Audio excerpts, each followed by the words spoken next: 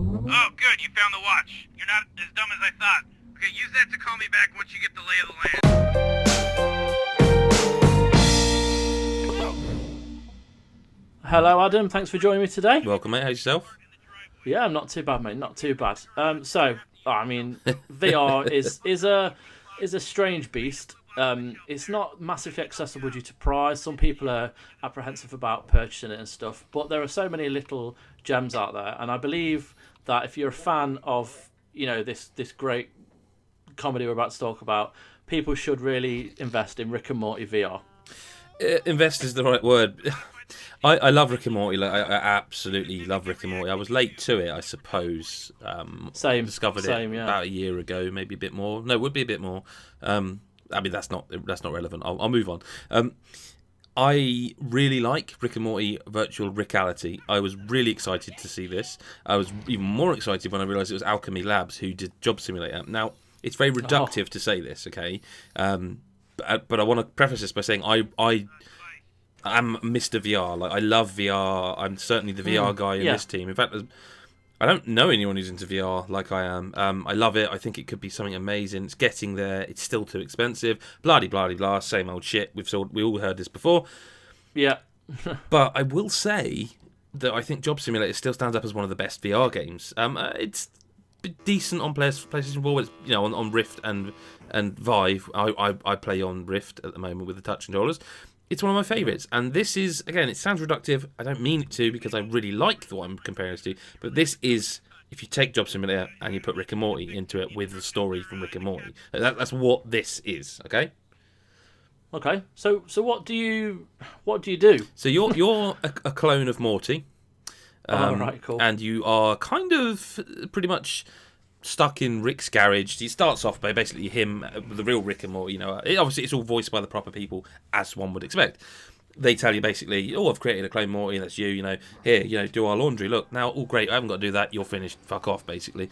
Then they realise they need you some more, so they start using you. And while they go off in the spaceship, you are left in the garage to basically tells you to put a pocket watch on, which then Rick you'll see this in the video. It looks shit in the video because it's a watch that has a holographic projection out to you, and in 3D space in VR, of course, it does that.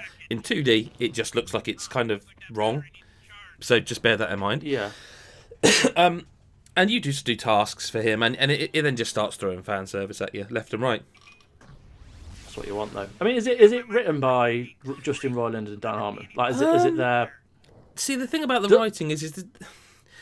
I suppose, does it feel like a... it does, yeah. It feels like the Rick and Morty kind of... Look, they've done the voices, so whether they wrote it or not, he's bound to say, this is wrong. This isn't what it would be, I'll be honest, I don't know if he wrote it, but I would imagine a lot of it is probably improvised anyway. Like, with the bones of the stories, the rest is probably improvised. There's some really cool stuff in terms of VR in here that I'm sure has been done elsewhere, but I don't think I've seen it before. So in the early parts of this game, you find a Meeseeks box and you're told you press the button, and obviously normally Meeseeks would come out of it because this is VR, this is a game, this is different. It's like a little Pokeball, and you throw that and then a Meeseeks comes out. But then because it's not a Meeseeks, it's a U-Seeks, and it mimics everything you do. So you're looking at it, and if you start moving your hands around, it copies 100% what you're doing. You then realise you can take your mask off and it kills them. And the whole point of this is that you can then throw the Meeseeks out of the garage to pick up a parcel that's been dropped off you because you can't leave the garage because you're a clone. Fast forward half an hour, 45 minutes to maybe an hour further on. There's a part where you've got to fill up Rick's. You've got to put some sort of chemical. I forget what it's called. Chemical in his spaceship's engine to get it running again, and you have to carry this really carefully because it's volatile. And it's over far away, and because it's VR, you can't just walk around the whole garage. You have to warp to places. By warping, that thing blows up. So I was actually quite stumped on this for a while. And again, this happens quite a lot in games in VR, that you realise you're thinking in a traditional video game sense, and those rules don't apply in VR. So what I realised I had to do then was throw a Meeseeks, or a U-Seeks, across to where the chemical was. Because it's copying me, pick the chemical up, and slowly pass it to me, pass it to myself. So, yeah, do you know what I mean?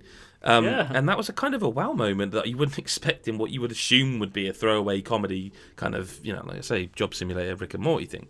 But there's other stuff, there's loads of references. You go through a portal, which is pretty cool. It's just kind of cool. It's just too expensive and too short. That's a shame. But I mean, if you've got the money, I guess. Well, Rick and Morty is worth. I would imagine it will come to PlayStation. I know a lot of people are asking, is it coming to PSVR? I would imagine so, because Job Sim did, and Job Simulator started off on Vive, then it came to Oculus Rift, and then it came to PlayStation. I would be surprised if this didn't. I mean, it's Adult Swim; they're a publisher that does put their games on all systems. Yeah, definitely. It's like $30 is a lot for 3 hours, maybe 4. I mean, that's pushing it, really. I really liked what I played of it. I kind of hope they don't just stop here. I think there's more to be done here. I think the concept of doing Rick and Morty VR is great, and I hope they do like more adventures with Rick and Morty in VR. It's really good. If you've got any way of playing it around a friend's, I can't in good conscience say go and spend £1,000 on VR, because don't fucking do that. Please don't do that. That's a ridiculous thing to do. Only idiots do that. Yes. It's really good. It just could be better, and it could be longer, and it could be cheaper. It should be cheaper, I think, personally. Yeah. But that's a VR problem on the whole, really. Not. Yeah. But, there you go. Yeah. Well, thanks, Adam. And if you wanna read Adam's review, head over to godisgeek.com. Thanks for joining me, Adam. Mm-hmm. So nobody exists on purpose. Nobody belongs anywhere. We're all going to die. So go and play Rick and Morty VR.